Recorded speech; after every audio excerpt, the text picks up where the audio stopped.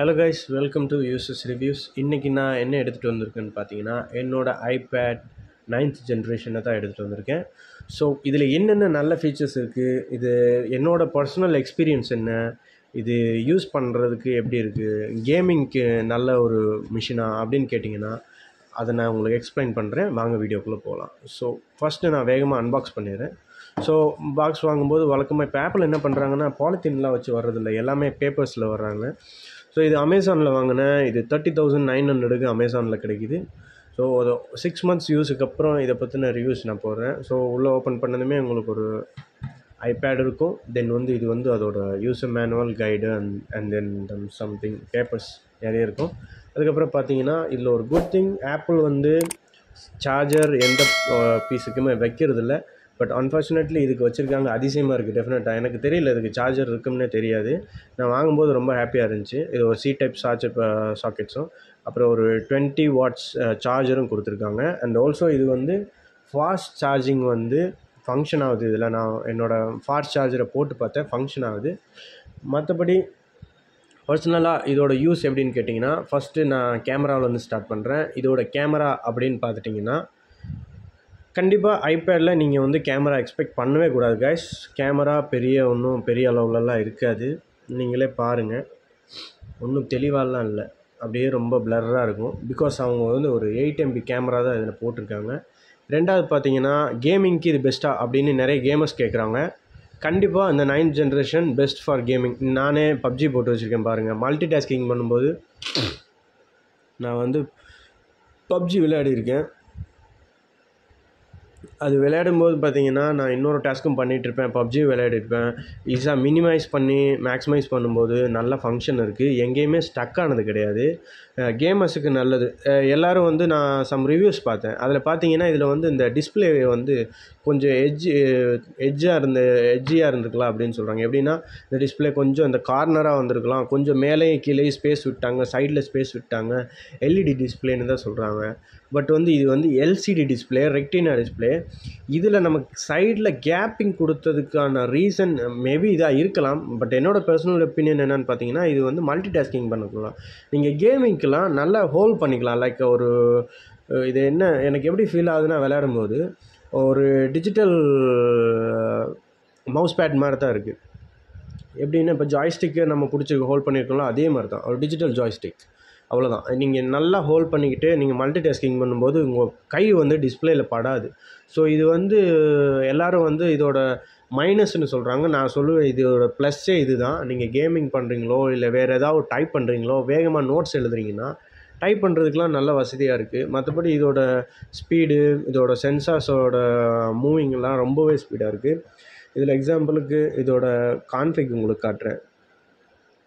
IPad software வேர்ஷனில் அதோட full detail இங்கே கொடுத்துருக்காங்க. அதுக்கப்புறம் மற்றபடி கண்ட்ரோல்ஸு, யூஸ் பண்ணுறது மெத்தட்ஸ் எல்லாமே நல்லா இருக்குது. யூஸ் பண்ணால் எனக்கு ரொம்ப பிடிச்சிருக்கு.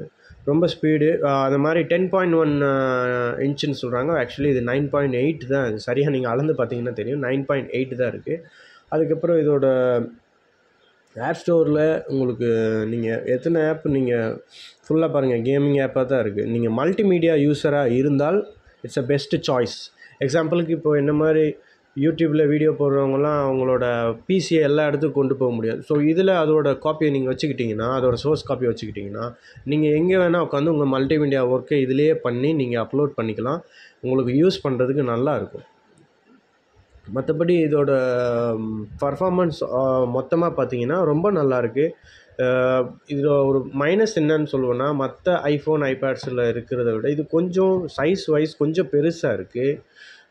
ஸோ இங்கே பாருங்கள், கொஞ்சம் பெருசாக இருக்குது. அந்த மாதிரி கொஞ்சம் ஹேமாக இருக்குது. எப்படின்னா ஆல்மோஸ்ட் ஒரு 500 grams ஃபீல் கிடைக்கிது. 4 சம்திங் தான் இதோட கிராம்ஸு. ரொம்ப ஒரு மாதிரி வெயிட்டாக ஃபீல் பண்ணுறேன். மற்றபடி பார்த்திங்கன்னா யூஸ் பண்ணுறதுக்கெலாம் நல்லா இருக்குது. இதோட யூசேஜுக்கு பொறுத்த வரைக்கும் ஓகே தான். நான் என்னோடய ஃபோன் மாதிரி இல்லை, என்னோடய ஃபோன் தான். நான் விவோ V23 Pro வீடியோ பார்த்தவங்களுக்கு தெரியும். அதில் நிறைய ப்ராப்ளம் இருக்குது, நிறைய ஸ்டக் இருக்குது. அப்பப்போ அதே லாக் ஆகி அன்லாக் ஆகும். பட் ஐபேட் இதை பொறுத்த வரைக்கும் எந்த பிரச்சனையும் இல்லை. இதில் சார்ஜிங் அப்படின்னு வந்துட்டிங்கன்னா சார்ஜ் ரொம்பவே நல்லா நிற்கிது. நான் இப்போது கேமிங் பண்ணனா ஒரு 4 ஹவர்ஸ் நீங்கள் ஃபுல் பிரைட்னஸ் வச்சுட்டு நீங்கள் ப்ளே பண்ணிங்கன்னா ஒரு 4 ஹவர்ஸ் வரைக்கும் சார்ஜ் நிற்கிது. கொஞ்சம் பிரைட்னஸை கம்மி பண்ணிங்க ஒரு 70% அப்ராக்ஸில் வச்சிங்கன்னா ஒரு 5 to 5.5 ஹவர்ஸ் வருது. மற்றபடி நீங்கள் வந்து ஒரு மீடியா ஒர்க்லாம் பண்ணிங்கன்னா டெஃபினட்டாக அது 8 to 9 ஹவர்ஸ் எனக்கு கிடச்சிருக்கு. மற்றவங்களுக்கு எப்படின்னு தெரியல, எனக்கு கிடச்சிருக்கு. இதோட பேட்டரி லைஃப் ரொம்பவே நல்லா இருக்குது. இதோட பேட்டரி லைஃப் நான் உங்களுக்கு இப்போ காட்டுறேன் பாருங்கள். இதோட பேட்டரி லைஃப் போய் பார்த்தீங்கன்னா இதில் வந்து இப்போ வந்து 3 hours 57 minutes கிடது. பிகாஸ் நான் வந்து என்னோடய கேமிங்கை வந்து மினிமைஸ் பண்ணி வச்சுருக்கேன். ஸோ உங்களுக்கு இங்கே பார்த்தீங்கன்னா தெரியும் 74% ஆஃப் ஆக்டிவிட்டி வந்து கேமிங் கன்சியூம் பண்ணியிருக்கு. ஸோ பட் ஆனால் நீங்கள் ஸ்டாண்ட் பை போட்டால் 3 months வரைக்குமே இருக்கும். நார்மல் யூஸ் இருக்கவங்க டெஃபினட்டாக ஒரு 10 daysக்கு ஒன்ஸ் தான் நீங்கள் சார்ஜ் போடுற மாதிரி இருக்கும்.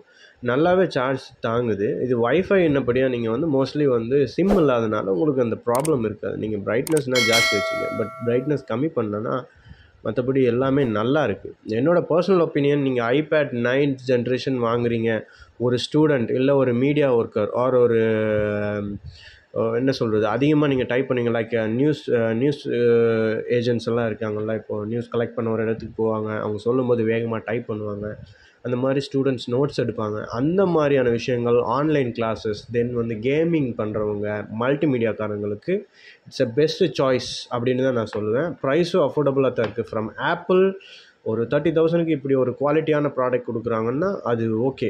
அந்த ப்ரைஸுக்கு இது நல்லாவே இருக்குது. எனக்கு பிடிக்காத ஒரே விஷயம் இதோட வெயிட் மட்டும்தான் பிடிக்கல, மற்றபடி எல்லாமே எனக்கு ரொம்ப பிடிச்சிருக்கு.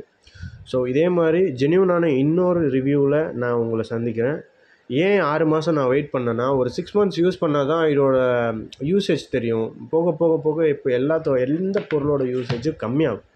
பட் வந்து இது யூஸ் பண்ணால் தான் ஃப்யூச்சரில் அது எப்படி போகுதுன்னு. ஆக்சுவலாக அது வந்து ஒவ்வொரு டிவைஸுமே வந்து கம்பெனிஸை செக் பண்ணி தான் நமக்கு அனுப்புகிறாங்க.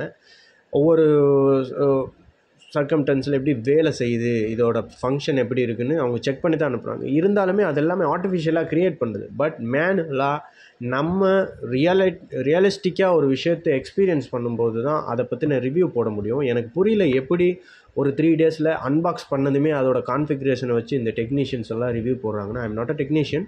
பட் என்னோடய பர்சனல் எக்ஸ்பீரியன்ஸ், இந்த டேப் வாங்கினதுலேருந்து என்னோடய பர்சனல் எக்ஸ்பீரியன்ஸை வச்சு தான் நான் உங்களுக்கு இதோட ரிவ்யூவே போடுறேன். ஹோப் உங்களுக்கெல்லாம் பிடிக்கும்னு நினச்சிருக்கேன். பிடிச்சிருந்தால் லைக் பண்ணுங்கள், கமெண்ட் பண்ணுங்கள், சப்ஸ்கிரைப் பண்ணுங்கள். தேங்க்யூ.